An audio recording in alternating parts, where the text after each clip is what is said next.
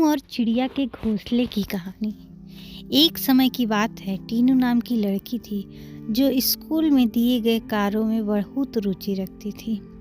इस साल टीनू के स्कूल में गर्मी की छुट्टियां पड़ने से पहले उसकी टीचर ने सभी को विभिन्न पक्षियों के चित्र दिखाकर चिड़िया पर निबंध लिखने के लिए कहा। सभी बच्चों को स्कूल खुलते ही निबंध टीचर को दिखाना था। पक्षियों की रंग बिरंगी किताब टीनू को बहुत पसंद आती थी। जब टीचर ने बताया कि उन पर निबंध लिखना है और सबसे अच्छा लिखने वाले को इनाम में वह किताब मिलेगी, तो टीनू बहुत खुश हुई। टीचर ने सभी पक्षियों से जुड़ी कुछ कहानियाँ भी बच्चों को सुनाई। उसके बाद स्कूल की गर्मी की छुट्टियाँ पड़ गई। यूँ तो टीनू हर साल अपनी गर्मी की छुट्टियाँ बिताने के लिए कहीं ना कहीं जाती थी, लेकिन इस साल की छुट्टियों में टीनू रोज पास के ही बगीचे में जाकर पक्षियाँ और उनके घोंसले देखने लगी। उस बगीचे में गौरैया, दर्जिन, लवा जैसे बहुत से पक्षियाँ आते थे। टीनू बगीचे में आने वाली हर चिड़ियों को पहचानने की कोशिश करती थी और उन्हें गौर से देखती थी। टीनू देखती थी कि हर चिड़िया एक घास, पत्ती, पंख आदि को जोड़कर कैसे अपना घोंसला बना रही है।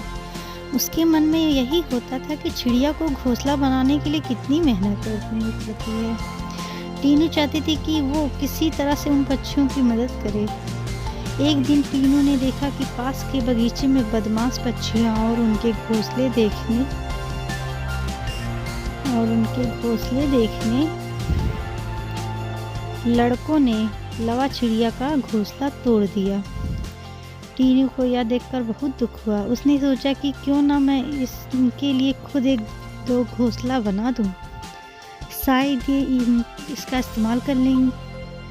टीनू को लगा कि वो कुछ ही देर में घोंसला बनाकर तैयार कर ले देगी, लेकिन टीनू पूरा दिन तिनके और दूसरी चीज़ों से चिड़िया का घोंसला बुनती रही।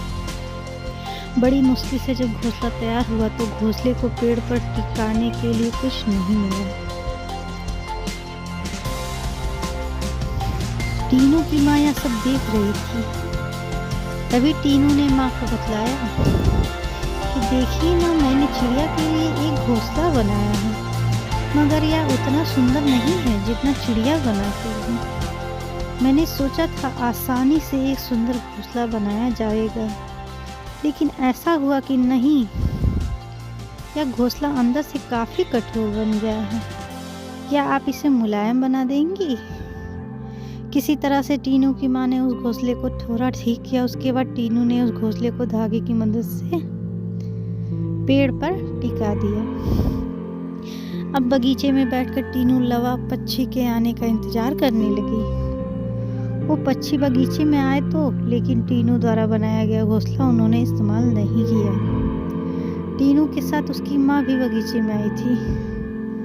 उसने टीनू को उदास देखकर कहा, तुम परेशान मत हो, अभी चिड़िया घोंसला पर आ जाएगी। तभी एक लवा पक्षी ने आकर टीनू द्वारा बनाए गए घोंसले को तोड़ दिया। अब टीनू ने मुंह लटका लिया।